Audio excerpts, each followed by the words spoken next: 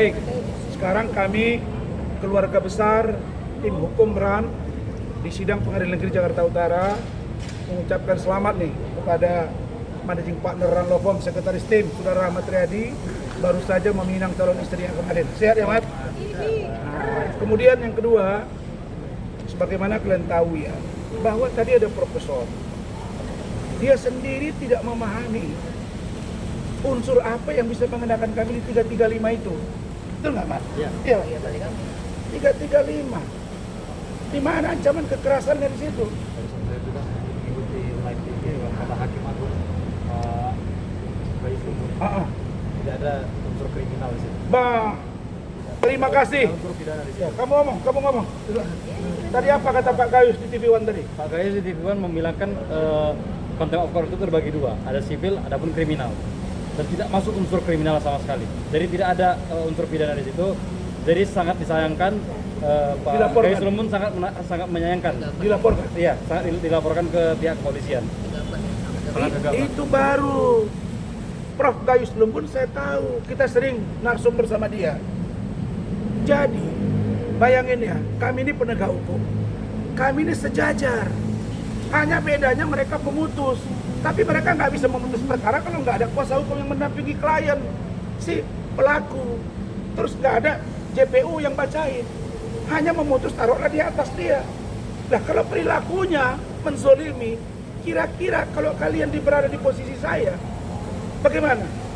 Terus dipersalahkan, yuk loncat ke meja, dia refleks.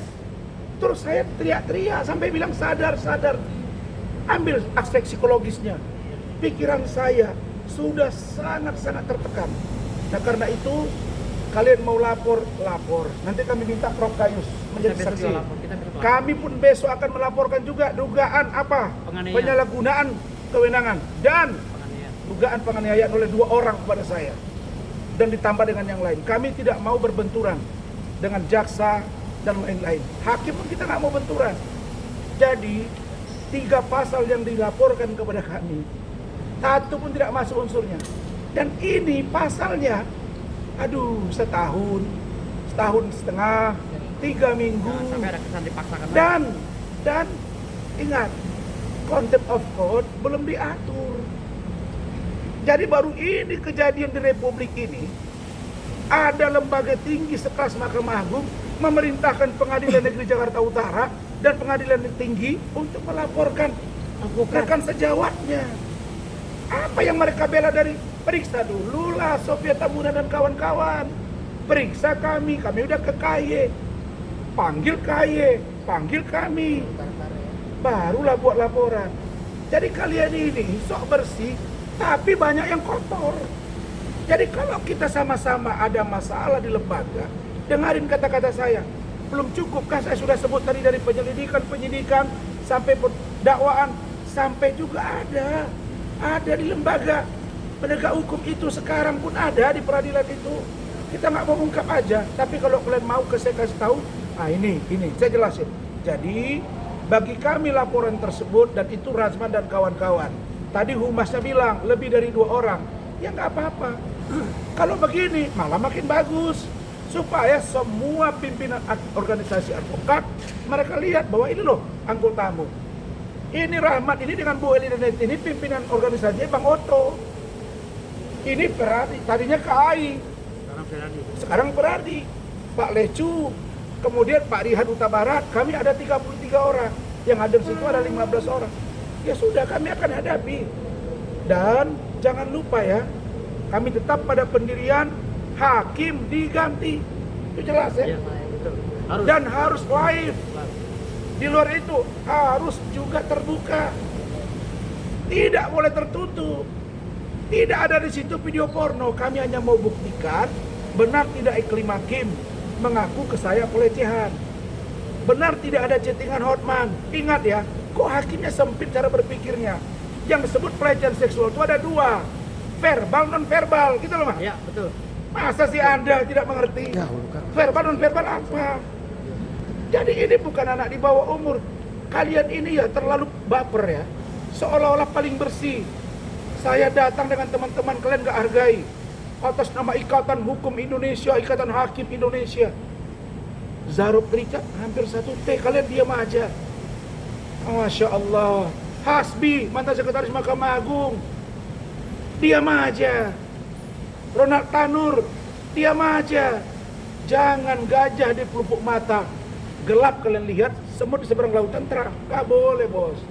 Kalau begini kalian akan membuat lembaga peradilan tidak dihormati oleh rakyat. Percaya kalian. Baru jurisprudensi. Kalau kalian mau menghukum kami, kata Dinda Firdaus tadi, administrasinya lewati. Lampaui dulu, jalankan dulu. Kemudian itu profesor tadi, kenapa? Dia bilang beda. Ya memang beda kasus. Tapi kalau ditanya Nikita Mirzani, itu apa? Pencemaran. Dia lempar mic, dia lempar kertas. Konten of court nggak? Kenapa nggak tidak laporkan itu? Karena pelapornya tidak hotman barangkali. Dan si Nikita Mirzani mungkin lebih tinggi ratingnya Rasman. Bisa jadi ya. Begitu juga dengan terdakwa yang datang langsung mau mencekik ketua majelis hakim, ada di Instagram saya. Kenapa tidak contempt of court? Di Medan ada yang melempar hakim dengan sepatu. Kenapa tidak contempt of court? Jadi ini harus fair. Negara, tapi tidak apa-apa. Saya yakin Pak Presiden Prabowo sudah bilang bersih diri. Saya dengan istri saya Bu Ade, Bu Eli, anak saya Rahmat yang hampir tiap hari saya Bu Ida, dan kami sekarang satu tim di sini. Insya Allah tidak takut kami dengan itu. Tapi ingat, kalian dilihat rakyat. Ingat ya, jangan buat rakyat bergerak. Jangan buat rakyat bergerak. Saya sudah dihubungi banyak orang. Jangan buat rakyat bergerak. Saya setuju karena banyak organisasi advokat, ayo kita verifikasi. Mungkin mereka masih menolak single bar, tapi kita verifikasi secara ketat, bentuk supaya ada etik. Buat apa Dewan Kehormatan Advokat kalau tidak berguna? Ngapain ada dibuat jajaran pengurus? Dewan Kehormatan Ketua, Sekretaris, nggak dipanggil tuh Firdaus. Habis itu saya nggak dipanggil sebelumnya. Sama, tapi kalian berpikir kami ini mungkin sampah. Begitu dibuang, nyatanya berlian, ditampung. Apa yang terjadi? Alhamdulillah hari ini. Silakan Firdaus. Ya, alhamdulillah. Terima kasih Bang Rasman. Hari ini juga wawancara yang sangat mengagumkan ya, karena ada beberapa pertanyaan saya kepada Bapak Profesor yang tidak bisa dijawab oleh beliau. Yes. Bagaimana mekanisme contempt of court itu, cara penerapannya seperti apa, tidak dijawab sampai sekarang. Jadi artinya ini kalau hal-hal seperti ini dijadikan acuan atau pedoman untuk memberikan advice, ini bahaya, membahayakan proses hukum di Indonesia ke depannya. Makanya sebentar di sini cari orang yang berkompetensi, yang benar-benar mengerti bagaimana prosesnya, mekanismenya. Karena apa? Karena sekarang ini kita mau bongkar kasus yang memang sangat memalukan dan dilakukan oleh oknum pengacara yang koar-koar katanya pengacara internasional. Ini kasusnya kasus pelecehan seksual tentang saya bilang sawah sepetak. Kenapa lari ke meja saya? Justru saya naik ke meja itu nggak sadar. Dilarikan di sini. Iya, mana sih yang terhormat, sawah sepetak apa pusar? Iya. Meja atau pusar kan gitu. Iya. Orang naik pusar nggak dipermasalahkan, tapi orang naik ke meja dipermasalahkan. Iya. Saya naik ke meja membela hak hukum klien saya, tetapi ya si sana naik ke pusar menjajah wanita. Ya, silakan Bu Ida. Nanti tambah Rahmat. Kan tadi ada laporan, kita lihat kami dilaporkan ya, atau pengacara dilaporkan. Pelapornya penegak hukum.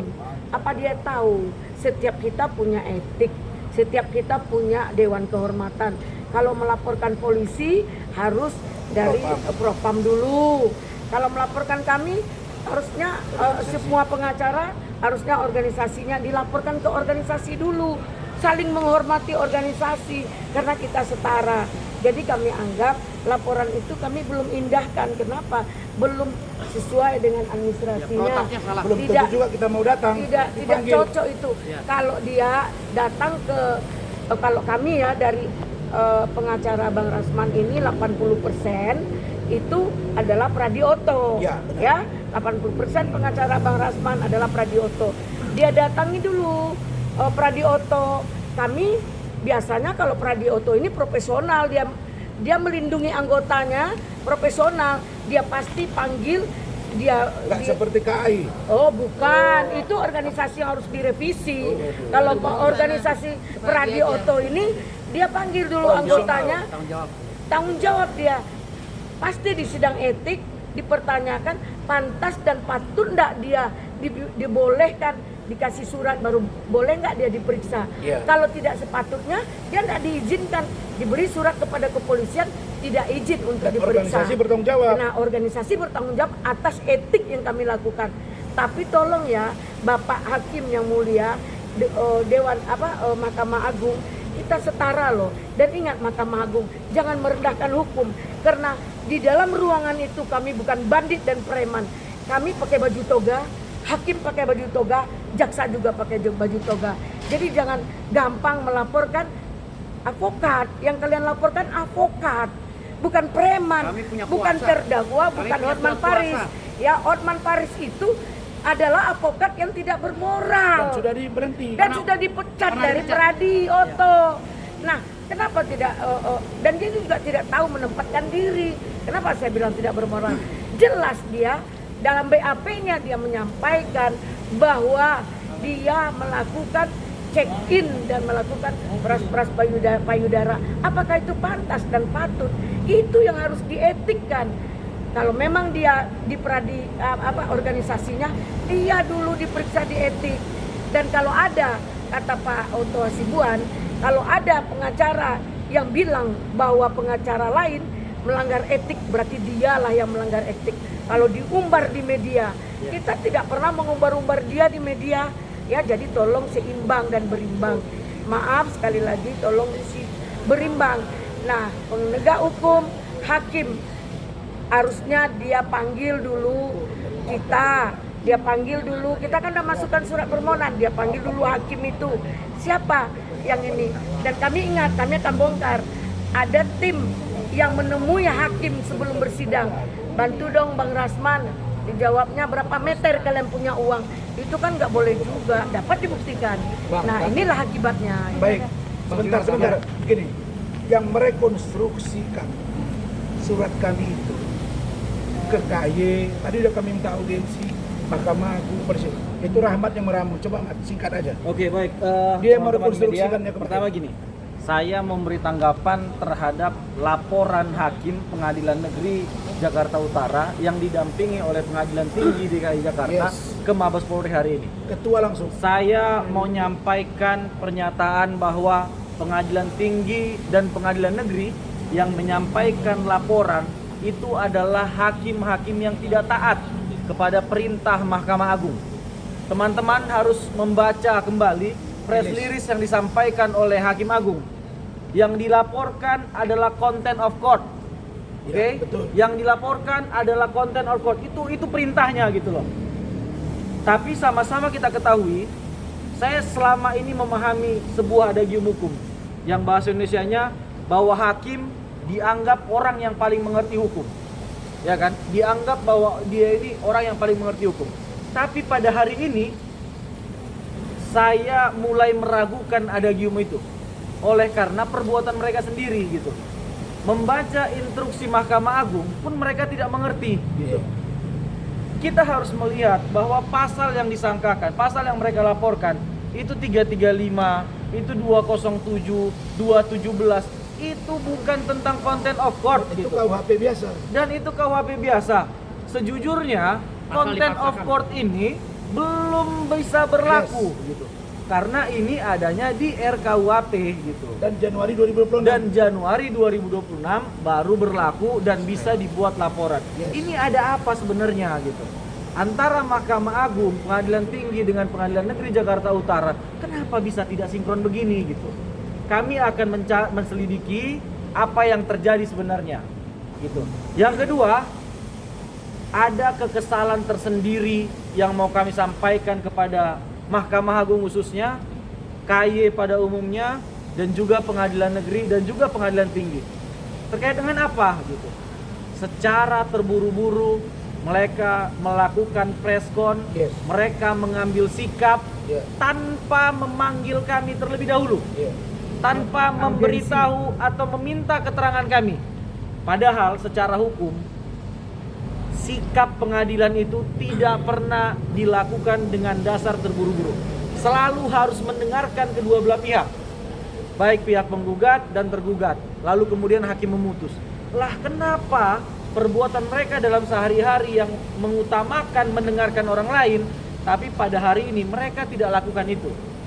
Sejujurnya teman-teman, kami ketika persidangan ricu pun, saya kalau teman-teman melihat tidak terikut pada kondisi ributnya pengadilan, karena saya langsung bersiap memegang laptop Dan buat surat. saya langsung buat surat, saya langsung membuat aduan hakim kepada Ketua Pengadilan Negeri Jakarta Utara, kepada KY Iya. dan kepada Bawas Mahkamah Agung. Oke, itu ketika persidangan berjalan, ketika diskor pertama kali, saya fokus untuk melakukan itu. Karena apa? Kami ini orang hukum. Langkah yang diambil harus sesuai dengan hukum. Oke, kemudian begitu. Lalu kemudian ketika forum diskors yang kedua, saya tidak ikut makan siang. Ya, betul. Padahal teman-teman semuanya kumpul Iya. membicarakan apa tindak lanjut yang harus dilakukan. Saya tinggalkan ini semua, saya berangkat ke Mahkamah Agung, saya berangkat ke KY, dan saya juga berangkat ke Pengadilan Tinggi dan juga Bawas. Di situ saya menyampaikan surat aduan tadi secara langsung, tanda terimanya ada gitu. Iya, betul. Yang paling anehnya, surat kami ini belum direspon. Mereka ini belum memanggil kami, Sudah rilis. tapi sudah rilis, sudah membuat sikap gitu. Dengan hanya mendengarkan, kan saya lihat informasinya mereka memanggil tanggal 7 ke Pengadilan Negeri Jakarta Utara. Ya, betul. Dan bahkan preskonnya menyatakan kami menunggu laporan dari Pengadilan Negeri Jakarta Iya, Utara. betul. Hanya itu doang gitu. Padahal kami sudah membuat aduan terlebih dahulu. Iya. Di mana-mana suatu gugatan, suatu laporan itu yang duluan disampaikan harus itu dulu diperiksa gitu. Iya, betul. Atau kalau memang ini ada hubungan, boleh digabungkan gitu. Baru mengambil sikap. Ini tidak gitu. Kita masukkan Ada tanggal 6, apa kan? sebenarnya semuanya? Di hari persidangan itu sudah kami masukkan. Ada apa ini Mahkamah Agung? Ada apa Hakim Pengadilan Negeri Jakarta Utara? Oke, yang kemudian terakhir, poinnya adalah dengan melaporkannya hakim-hakim di Pengadilan Negeri Jakarta Utara, ini membuat konflik of interest antara Pak Rasman dengan hakim. Iya, betul. Secara hukum, hakim dilarang untuk memeriksa yang dalam perkaranya itu memiliki konflik of interest. Iya, betul. Gitu. Betul. Jadi hakim di Pengadilan Negeri Jakarta Utara sudah tidak berwenang lagi untuk mengadili Pak Rasman. Iya, betul. Itu poinnya gitu. Apa mereka tidak memperhatikan ini? Ini kan, mohon maaf, saya memang masih baru dalam dunia hukum ini karena memang umur saya juga masih muda gitu. Tapi ini pasal-pasal yang semua orang bisa akses gitu. Semua orang bisa ketahui Bukan gitu. contempt of court. Bagaimana mungkin sekarang posisinya hakim yang mengadili Pak Rasman ini adalah hakim yang melaporkan Pak Rasman gitu. Iya. Ini kan dipastikan bahwa putusannya ini nggak akan jernih lagi. Dia tidak akan melihat fakta-fakta hukum, dia tidak akan melihat bukti-bukti yang ada, tetapi dia akan fokus, saya pasti penjarakan kau. Saya berani potong leher gitu. Berani potong leher. Kalau ini dilanjutkan dengan kondisi seperti ini, 100% putusannya pasti Pak Rasman bersalah. Saya berani taruhan potong leher gitu. Artinya apa? Ini sebuah perbuatan melawan hukum. Kalau seandainya tetap dilanjutkan dengan kondisi ini, dengan hakim yang memeriksa adalah hakim yang melaporkan, saya pastikan dalam waktu dekat kami akan gugat perdata Pengadilan Negeri dan hakim-hakim semuanya. Iya. Saya pastikan itu. Terima kasih teman-teman Oke. semuanya. Sekarang gugatan perdatanya. Nah, ini bukti. Ya, tanggal 6 itu juga. Tanggal 6 ya, sidang tanggal 6 ya. Hari Kamis sidang tanggal 6 Februari. Benar kata Rahmat. Ya, dia langsung kerjakan. Tanggal 6 itu sudah masuk. Rilis tanggal 7. Nih, kita sudah buat surat ke KY, Ketua Mahkamah Agung. Nih ya, Ketua Mahkamah Agung, Ketua Badan Pengawas, Ketua Pengadilan Negeri Jakarta Utara, Yudisial nih, tanggal 6. Kita nggak pernah Mereka rilis dipanggil. tanggal 7. Duluan kita dong. Iya, mereka tanggal 7. Kenapa tidak direspon? Oke, silakan. Bang, berarti adanya kejanggalan terhadap PN Yang sendiri. dibilang Rahmat tadi, Ya, mereka kan tidak ada berwenang hubungannya. memeriksa saya karena punya konflik of interest. Mereka yang melapor, mereka yang mengadili. Sekarang bukan saja Jakarta Utara, seluruh hakim udah. Kalau begitu bentuk hakim ad hoc, periksa kami. Kalau nanti bisa naik unsur, bukan saya sendiri Mat yang dilaporin dan kawan-kawan. Makanya saya bilang Ini semua akan bereaksi. Kalau mau memeriksa saya dan kawan-kawan, oke, polisi, jaksa. Nanti hakimnya hakim ad hoc. Jangan hakim-hakim yang sekarang, karena dia sakit hati. Iya kan Bu Ida? Ya udah bentuk pansel. Kan rame nih. Oke, yang lain cukup ya. Tapi dari perkara ini jadi konteks baru bang antara hakim dan lawyer bang. Apa? Saya tertawa. Kenapa tertawa? Kasus kata Firdaus tadi. Sepetak sawah ya? Ya, sepetak sawah. Sepetak sawah yang digarap oleh tetangga, Ya. diributkan satu Indonesia, Ya, bahkan mancanegara. Kalian dengar saya ngomong gara-gara tadi? sawah sepetak. Saya bilang tadi orang Melaka, orang Malaysia, orang Kuala Lumpur, Pineng melihat kasus ini bro. Mereka tahu saya dan saya sudah ditawarkan ngajar. Gajinya pun udah dibilang sama kita.